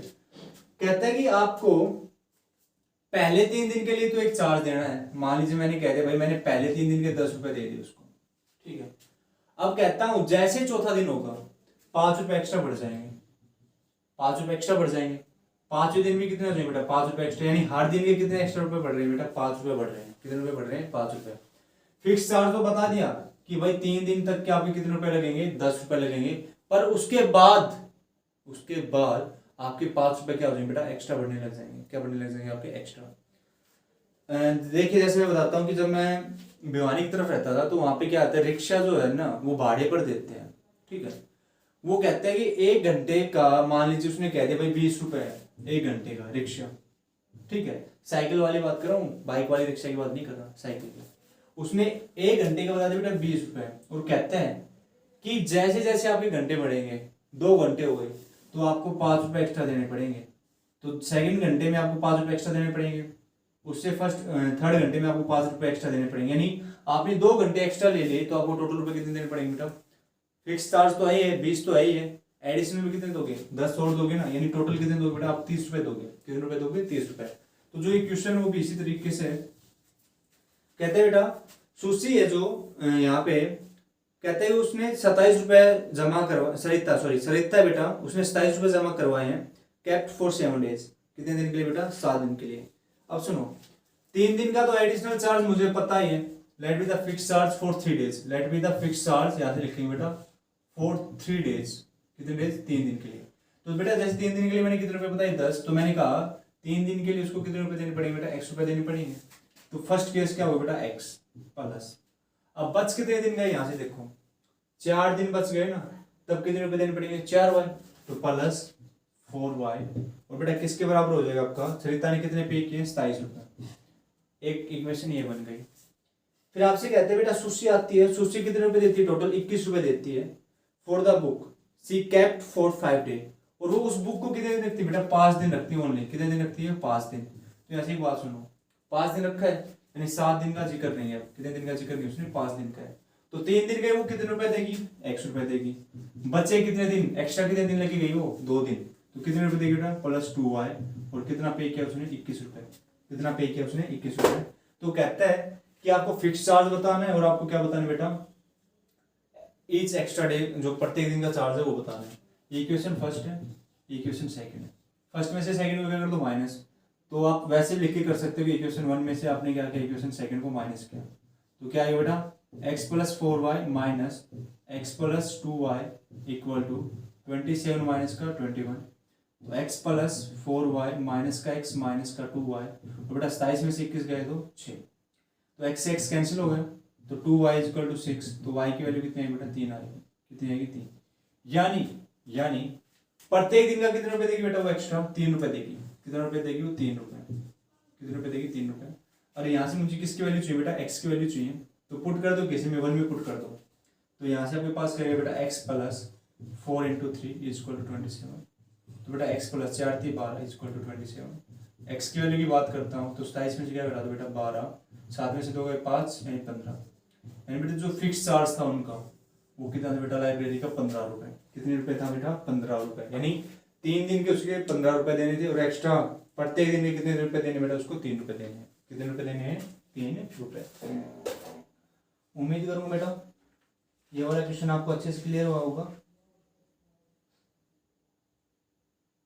चलिए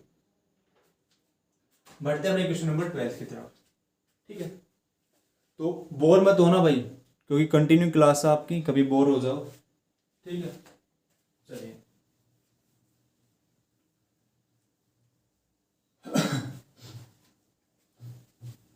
संडे है, ठीक है, कल तो जम के प्रैक्टिस करना भाई अपने अच्छे से। क्वेश्चन नंबर 12 कहते हैं the radius of a circle is 2 centimetre. ठीक है, construct the pair of the tangent from A 0.5 centimetre away from its centre. देखो बेटा सिंपल सा क्वेश्चन है, कहता है आपके पास सर्कल है जिसकी रेडियस 2 सेंटीमीटर है। अच्छी बात है, इसकी रेडियस कितनी बेटा 2 सेंटीमीटर है। कहते हैं कि construct the pair of the tangent from A 0.5 centimetre away from its centre. कहते हैं बेटा सेंटर से 5 सेंटीमीटर कोई पॉइंट है दूर, तो 2 सेंटीमीटर जी हो ही गया। तो बेटा यहाँ से यहाँ तक कितना बचेगा 3 सेंटीमीटर होगा ये वाला, तो ये पॉइंट मान लीजिए ए है। कहते हैं इस पॉइंट से इस सर्कल के ऊपर क्या डालो, टेंजेंट डालो। क्या डालो बेटा, टेंजेंट। तो आपको सीधी सीधी पता है। अब जो आपके पास ओ ए होगा वो कितना होगा आपके पास 5 सेंटीमीटर होगा। इस ओ ए को बाइसेक्ट कर दो, आपने बाइसेक्ट कर दिया, मान लीजिए ऐसे बाइसेक्ट का मतलब आधा आधा 2.5 हो गया।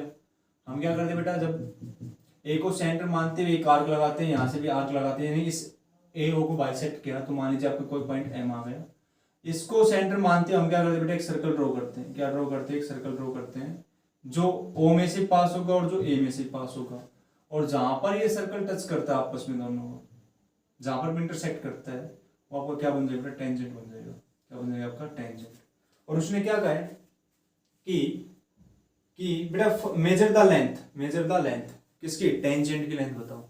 यानी ये मान लीजिए पी आ गया, आपसे कहते हैं एक पी निकालो, तो भाई सिंपल सा काम है, बिल्कुल देखना यहाँ से, ये आप खुद करना। ठीक है, ट्राई करना, अच्छे से हो जाएगा। मैं आपको बता देता हूँ इसको करना कैसे। देखिए क्वेश्चन ने क्या कहा, आपको टेंजेंट निकालना है। क्या निकालना आपको, टेंजेंट। अब मैं इसको रफ कर रहा हूँ, अब ओनली टेंजेंट की बात करेंगे। देखना अगर ये 2 सेंटीमीटर तो बेटा ओपी भी कितना पाएगा मेरा, 2 सेंटीमीटर पाएगा, बिल्कुल पाएगा। और आपको पता है रेडियस जो होती है वो टेंजेंट के ऊपर क्या होती है, परपेंडिकुलर होती है। और बेटा ये कंप्लीट कितनी आपके पास 5 सेंटीमीटर, कितनी आपके पास 5 सेंटीमीटर। तो लगा दो क्या, इन ट्रायंगल ओपीए, तो ओ ए किसका काम करेगा आपका, हाइपोटेन्यूज का काम करेगा, इक्वल टू OP का स्क्वायर प्लस AP का स्क्वायर। तो OA आपको पता है 5 है तो 5 का स्क्वायर, OP पता है कितना है 2 है 2 का स्क्वायर प्लस AP का स्क्वायर। तो 5 का 25, 2 का 4 प्लस AP का स्क्वायर।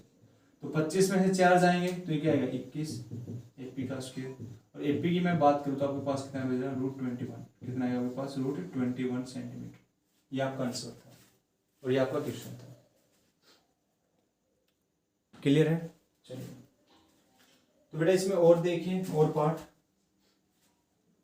पार्ट बिल्कुल अच्छा है। इसको मैं बिल्कुल सिंपल तरीके से करूँगा, बिल्कुल सिंपल तरीके से। देखिए क्वेश्चन कहता है कि XY and X dash Y dash are 2 parallel tangent. देखना है यहाँ से कहता है XY and X dash Y dash are 2 parallel tangent. अच्छी बात है। देखना मैं फिगर बना देता हूँ, ठीक है। स्टेटमेंट आपको पता ही है, ये आपके पास एक सर्कल है, ठीक है। टेंजेंट की बात करते हैं, किसकी बात करते हैं बेटा? वो टेंजेंट की। सॉरी कल अच्छा नहीं बना, हाँ अब ठीक है। हाँ ये टेंजेंट आपका, ठीक है। और एक टेंजेंट बेटा यहाँ से है, ये इस तरीके से कहते हैं ये आपका x है, ठीक है। XY की बात करते हैं, ये आपका क्या बेटा x डैश है और ये क्या आपका y डैश है। कहते हैं विद सेंट्रो, इनका सेंटर क्या आपके पास O है। अच्छी बात है। विद अनदर टेंजेंट AP, कहते हैं दूसरा टेंजेंट आता है, एक दूसरा टेंजेंट आता है बेटा AP with point of contact C intersect XY at A and X dash YP। कहते हैं बेटा जो इसको कट करता है, इनसे इंटरसेक्ट करता है इस तरीके से। कहते हैं जो यहाँ पे पॉइंट है वो A होगा और जहाँ पे ये पॉइंट है वो क्या होगा आपका B होगा, और जो पॉइंट ऑफ कांटेक्ट आएगा आपके पास क्या आएगा C आएगा, ठीक है। और कहते हैं आपको प्रूव करना है, आपको प्रूव करना है एंगल AOB जो होगा वो आपका 90 डिग्री का होगा। कितने डिग्री होगा बेटा? 90 डिग्री का। तो देखना यहाँ से, तो आपके पास फिगर गिवन होगी पहले ऑलरेडी। तो बेटा जो PQ है, PQ वो आपका किसका काम करेगा? डायमीटर का काम कर रहा है। किसका काम कर रहा है? डायमीटर का काम कर रहा है। और क्वेश्चन ने क्या किया? OA को ज्वाइन कर रखा है यहाँ से फिगर में, OA को ज्वाइन कर दिया और बेटा OB को ज्वाइन कर दिया, ठीक है। OB को ज्वाइन कर दिया, बस ये काम है। अब जो बाकी का काम वो अपना है, देखना है छोटी सी बात बेटा जी। क्वेश्चन ने क्या कहा कि AOB यानी ये वाला जो एंगल है, ये वाला 90 डिग्री का बनेगा, ये आपको प्रूफ करना है। ये आपको क्या करना है? प्रूफ करना है। देखना यहाँ से, तो भाई अगर ये प्रूव करना है तो एक छोटी सी बात सुनना, बिल्कुल छोटी सी बात। आपके पास ये टेंजेंट है, ठीक है। मैं जनरल से एग्जांपल ले रहा हूँ, मान लीजिए C है आपका, तो बेटा ये क्या होगा? इसके ऊपर परपेंडिकुलर होगा, रेडियस से ज्वाइन कर सकते हो आराम से, बिल्कुल। अब सुनो यहाँ से, अगर मैं कहता हूँ कि ये आपका कोई एक्सटर्नल पॉइंट है और आपने इसके ऊपर क्या डाला बेटा? टेंजेंट, तो ये वाला और ये वाला क्या होगा? इक्वल होगा, बिल्कुल इक्वल होगा ना, होगा भी। तो देखना हम यहाँ से, मैं जिक्र करता हूँ बेटा इस पॉइंट A की बात करता हूँ। किसकी बात करता हूँ? मैं पॉइंट A की बात करता हूँ, ठीक है। अगर मैं पॉइंट A की बात करता हूँ तो बेटा जो आपके पास AP की जो लेंथ होगी वो किसके बराबर होगी? AC के बराबर होगी, ठीक है। और आपने एक बात और पढ़ी हुई है, क्या? कि कोई सर्कल है, सर्कल के बारे एक्सटर्नल पॉइंट है और टेंजेंट तो है ही है, और अगर आप उसको सेंटर से ज्वाइन करते हो तो ये जो है एंगल जो बनता है वो क्या हो जाता है? आपका बाइसेक्ट हो जाता है अच्छे से। और एज वेल एज जो आपका सेंटर की तरफ वो भी क्या हो जाता है बेटा? बाइसेक्ट हो जाता है। क्या हो जाता है आपका? बाइसेक्ट। तो सुनो यहाँ से, ये कुछ भी एंगल बन रहा है, तो मैंने क्या कहा बेटा? ये एंगल आपका क्या हो गया? 1 हो गया, ठीक है। अब मेरी बात सुनो, C भी तो क्या आपका बेटा पॉइंट ऑफ कांटेक्ट है और मैंने इसको ज्वाइन करते हैं C को। एक छोटा सा काम किया, क्या किया कि ज्वाइन OC, ठीक है। और मैं नाम दे रहा हूँ यहाँ से मैं नाम दे रहा हूँ, देखना। मैं ब्लैक का काम, मैं सॉरी इसका यूज करता हूँ, ग्रीन का यूज करते। तो देखो यहाँ से मैंने उसी को ज्वाइन कर दिया। ये आपका 2 नाम दे दिए, ये 3 दे दिए और ये 4 दे दिए। एंगल्स का नाम दे दिया मैंने, एंगल 1, एंगल 2, एंगल 3, एंगल 4। अब आपका काम हो जाएगा बिल्कुल छोटा सा काम, ठीक है। आपको किसी लफड़े की जरूरत ही नहीं है, बिल्कुल सिंपल सा हो जाएगा। देखो क्या कि मैं बात करता हूँ कि बेटा एंगल 1 और एंगल 2 क्या होंगे? मेरे इक्वल होंगे, ये आपको पता है क्यों होंगे, ठीक है। एंगल 3, एंगल 4 भी मेरे क्या होंगे बेटा? इक्वल होंगे। देखना यहाँ से मैं कहता हूँ कि A is the external point, A is the external point, ठीक है। तो AP and AC are tangent on circle, tangent on the circle, और एपी इक्वल टू एसी के बराबर होगा। तो यहां से मैं क्या कह सकता हूं बेटा, अगर एपी मेरा एसी के बराबर है तो एंगल 1 एंगल 2 के बराबर होगा, बिल्कुल होगा। एंगल 1 मेरा किसके बराबर होगा, एंगल 2 के बराबर होगा। ये फर्स्ट रूल याद रखो। सेम काम जो ये बी पॉइंट है, बी पॉइंट, ये बी पॉइंट, ये भी तो मेरा क्या है बेटा, एक्सटर्नल पॉइंट है, और मैंने ज्वाइन किससे कर रखा है, सेंटर से ज्वाइन कर रखा है। तो यहां से क्या कहोगे कि B is the external point on X dash Y dash, या छोड़ दीजिए उसको भी। तो बेटा बी क्यू और बी सी तुम्हारा क्या होगा, इक्वल होगा ही नहीं होगा। तो यहां से मैं और क्या करूँ बेटा, B is the external point, B is the external point, ठीक है। Then B Q and B C are tangent, B Q and B C are tangent. तो इसका मतलब क्या हुआ बेटा, इसका मतलब क्या हुआ, जो बी क्यू है वो किसके बराबर होगा, बी सी के बराबर होगा, बिल्कुल होगा। जो बी क्यू है बेटा वो किसके बराबर होगा, बी सी के बराबर होगा। और ज्वाइन किसको करवा रखा बेटा, मैंने सेंटर से ज्वाइन करवा रखा नहीं करवा रखा एक्सटर्नल पॉइंट को। प्रॉपर्टी को याद करो, प्रॉपर्टी का ये वाला लिख रखा है कि अगर एंगल 1 एंगल 2 के बराबर है तो बेटा एंगल 3 और एंगल 4 भी क्या होंगे, आपस में इक्वल होंगे, क्या होंगे, इक्वल। तो यहाँ से मैं क्या लिखूंगा, यहाँ से क्या लिखूंगा, एंगल 3 और एंगल 4 क्या होंगे बेटा, मेरे इक्वल होंगे, क्या होंगे, मेरे इक्वल होंगे। ये बात समझ में आई अच्छे से। चलिए, अगर ये बात समझ में आ गई है तो अब मेरी बात सुनो बेटा, पी क्यू आपका डायमीटर का काम कर रहा है, और हम कह सकते हैं कि जो आपका एंगल होगा पी ओ क्यू वो कितने का होगा, 180 डिग्री का होगा, क्योंकि P Q is straight line, और स्ट्रेट लाइन पे एंगल कितने का होता है, 180 का होता है। तो यहाँ से हम क्या लिखेंगे कि P O Q is a straight line, is a straight line, STRAIGHT straight line. तो यहाँ से हम क्या करेंगे, क्योंकि एंगल्स का सम कितना होगा 180, तो यहाँ से लिखो angle 1 plus angle 2 plus angle 3 plus angle 4 कितना बेटा 180 होगा, ठीक है। अब 180 होगा, आपको चाहिए क्या, आपको चाहिए एंगल AOB, AOB, AOB, यानी आपका जो काम है वो एंगल 2 और एंगल 3 तक का है, एंगल 2 और एंगल 3 तक का है। तो देखो यहाँ से मैं एंगल 1 की जगह किसका यूज कर सकता हूँ बेटा, एंगल 2 का यूज कर सकता हूँ, बिल्कुल कर सकता हूँ। तो यहाँ से लिखेंगे कि we use equation 1 and equation 2, कि हमने इक्वेशन फर्स्ट का और इक्वेशन सेकंड का क्या किया बेटा, यूज किया है। तो यहाँ से हम क्या कहेंगे कि एंगल 1 की जगह क्या लिखो बेटा, एंगल 2, ठीक है, प्लस एंगल 2, और एंगल 3 तो चाहिए हमें, तो एंगल 4 की जगह मैं किसका यूज करूंगा बेटा, एंगल 3 का यूज करूंगा, इक्वल टू 180 डिग्री। तो बेटा एंगल 2 दो बार है, तो क्या लिखोगे, twice of angle 2 plus twice of angle 3 equal to 180, ठीक है। और यहाँ से क्या कीजिए, आप 2 को कॉमन ले लीजिए।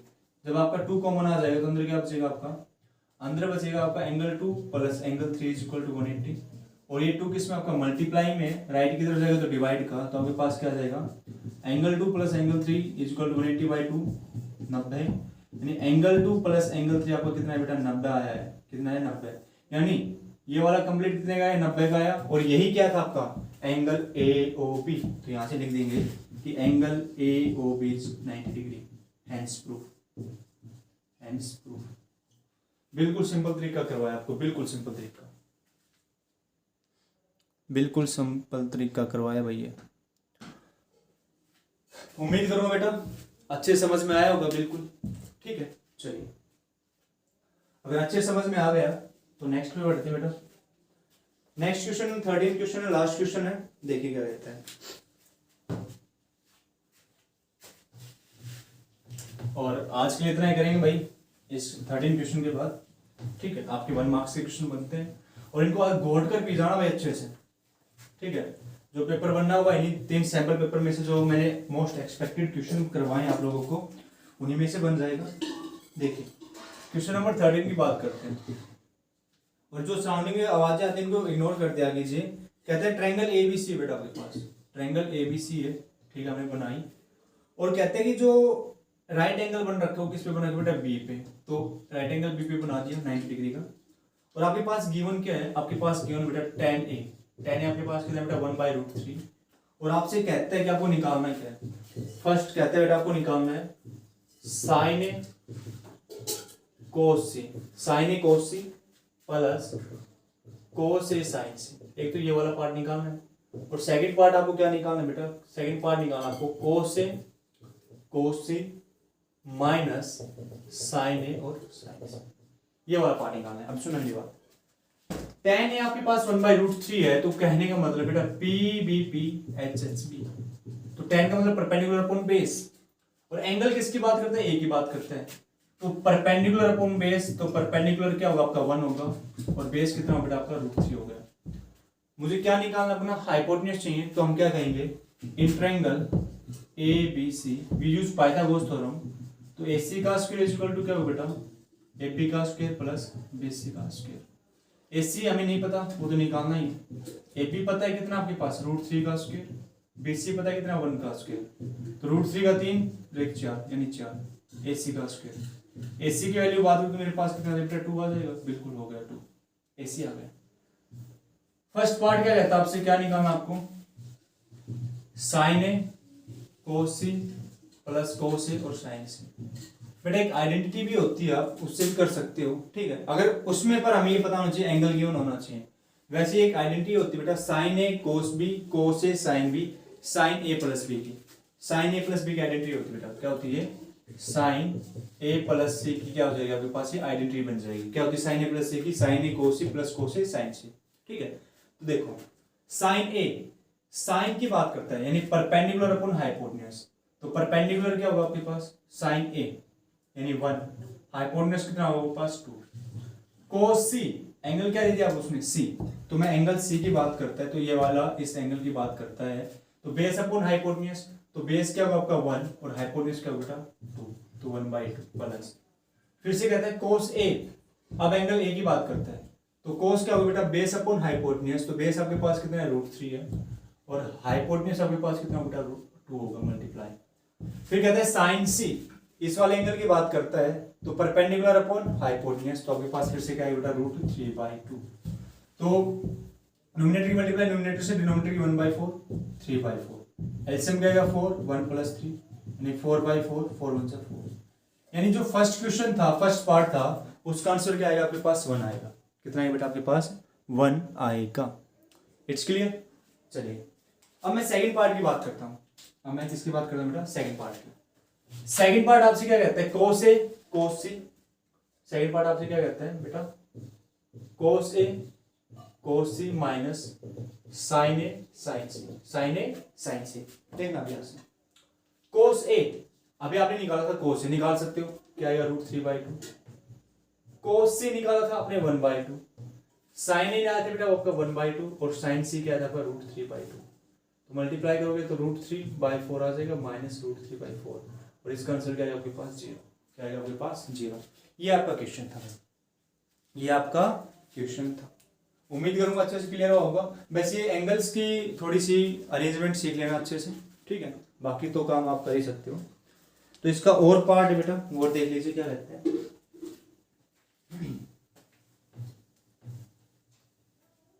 देखिए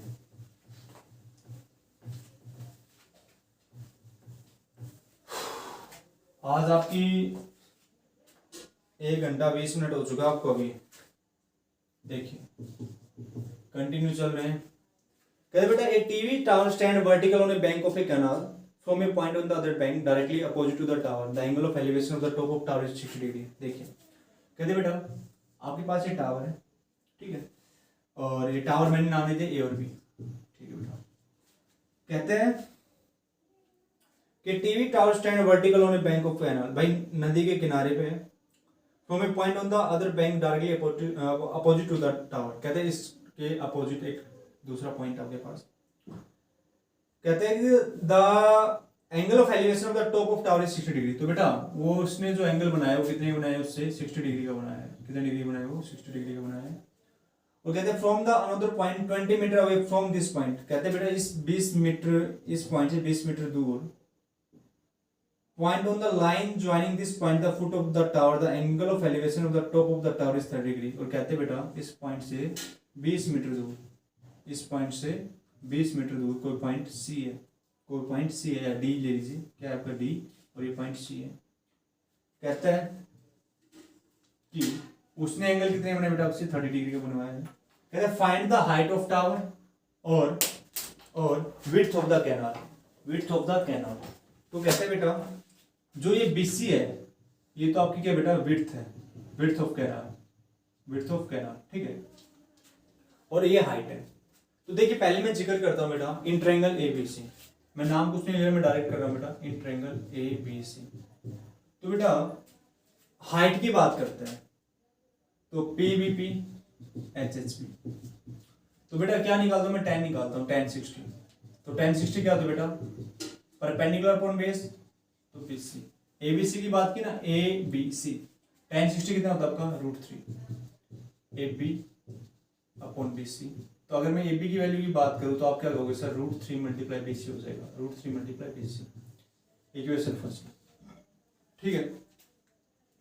फिर मैं जिक्र करता हूं बेटा किसका, इन ट्रायंगल ABD, किसका जिक्र करता हूं बेटा मैं, ABD। तो ABD का बात करता हूं तो मैं फिर से क्या निकालता हूं बेटा, tan 30 निकालते हैं। तो tan 30 क्या होगा बेटा, परपेंडिकुलर अपॉन बेस, और बेस क्या आपके पास BD, बेस क्या आपके पास BD, और tan 30 कितना होता है बेटा आपका 1/√3। अब AB की बात आती है तो AB आपके पास कितना है, √3 मल्टीप्लाई BC है, तो लिख दो यहाँ से √3 मल्टीप्लाई BC। और BD की बात आती है तो हम BD को क्या लिख सकते हैं बेटा, DC प्लस BC लिख सकते हैं, बिल्कुल। तो 1/√3, और बेटा यहाँ से क्या होगा √3 इंटू BC, DC आपको पता है 20 मीटर है, प्लस BC, फिर से क्या कर दो क्रॉस मल्टीप्लाई, तो आपके पास क्या है बेटा 20 प्लस BC इक्वल टू √3 की √3 से मल्टीप्लाई करके क्या है 3BC। तो ये आपका क्या होगा 3BC, BC को लेफ्ट राइट की तरफ ले आओ तो क्या होगा बेटा 20 इक्वल टू 3BC माइनस का BC, तो 20 equal to 2BC, then BC कितना जाएगा मेरे पास 10 आ जाएगा। BC की जो लेंथ आई है, BC की जो लेंथ है यानी वो कितनी आई बेटा 10 मीटर आई, ठीक है। तो यहां से मान लीजिए क्वेश्चन नंबर 2, तो हम क्या करेंगे, put the value of BC in equation first. तो फर्स्ट में पुट करोगे तो AB कितना है बेटा √3 मल्टीप्लाई 10, तो यहाँ से AB क्या हो जाएगा आपके पास tan √3, यानी जो हाइट होगी किसकी, टावर की। AB क्या था आपका, टावर ही तो था, तो हाइट क्या आई बेटा आपके पास tan √3 मीटर। ये आपका आंसर था भाई, 5 नंबर का क्वेश्चन है भाई, बिल्कुल आराम से हो जाएगा। तो बच्चों मैं आप लोगों से उम्मीद करूंगा कि जो भी आज क्लास में करवाया है वो आपको अच्छे से समझ में आया होगा, बिल्कुल, ठीक है। अगर आपको ये सेशन पसंद आए, अगर आपको अच्छा लगता है कि भाई आज काम अच्छा हुआ है या अच्छा हो रहा है, तो बेटा इस सेशन को है ना जरूर शेयर कीजिए अपने फ्रेंड सर्कल में, ठीक है। क्योंकि आप शेयर करते हो, जब आप लोग वाचिंग करते हो, आप देखते हो, तो मेरा भी हौसला बढ़ता है कि आज इतने बच्चों ने देखा है, ठीक है। कभी कभी मेरा हौसला भी डाउन चला जाता है कि यार आज बच्चों ने नहीं देखा, आज मेहनत खराब हुई मेरी, तो मेरी मेहनत खराब नहीं जानी चाहिए, ठीक है। ज़्यादा से ज़्यादा बच्चे ज्वाइन कीजिए। तो मिलते हैं अपने नेक्स्ट वीडियो में अपने ऑब्जेक्टिव क्वेश्चंस के साथ। आज के लिए इतना ही काफ़ी है। Thank you, have a good night, यानी आपकी जो रात की वो अच्छी निकले और प्रैक्टिस कीजिए जमकर। Thank you.